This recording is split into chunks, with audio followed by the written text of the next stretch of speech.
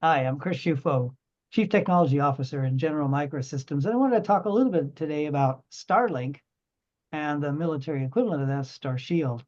So Starlink crossed my radar screen just a couple of years ago as I was reading about the war in Ukraine and how those crafty Ukrainians were using this SATCOM, civilian SATCOM constellation to do damage to their adversary.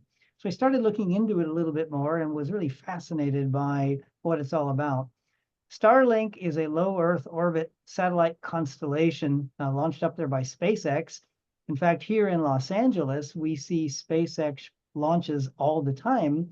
Just a couple of weeks ago, and for many days, they're launching satellites in rapid fire succession, 9, 10 at a time. These satellites will be somewhere around 22,000 satellites when they're fully deployed, circling the planet. And that's the rub for the Department of Defense. They will be circling the planet and they'll be able to provide global tactical SATCOM for anywhere on the planet, which is exceptionally compelling for the DoD.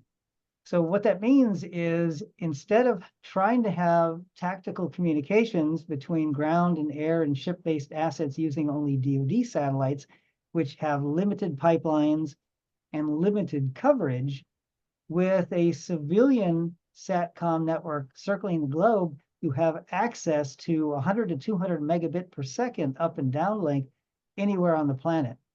The military version, Starshield, has some advanced cybersecurity built into it.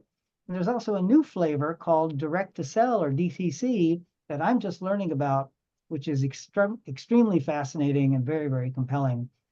The direct to cell capability on Starlink will allow the satellite constellation to talk directly to mobile devices on the ground. So 4G LTE devices and they're, in the milliwatt range will be able to communicate directly with Starlink up and down, which now means that any cellular device that's capable anywhere on the world has coverage and access to the internet.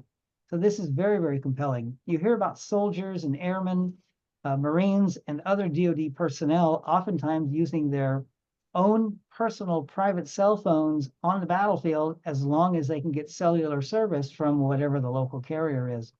Now that local carrier will be Starshield. So over the next weeks and months, GMS is going to be delving into the topic of Starlink, Starshield, and direct to cell through a series of articles, blog posts, some editorials, and a couple of short videos explaining what this is all about, what are the capabilities to the warfighter, digging a little bit deeper into the technology, which I'm still learning about. And I think you're going to find it just as interesting as I do. So stick with us, stick along, watch this space, and look forward to revealing and learning together a little bit more about Starlink, Starshield, direct to cell.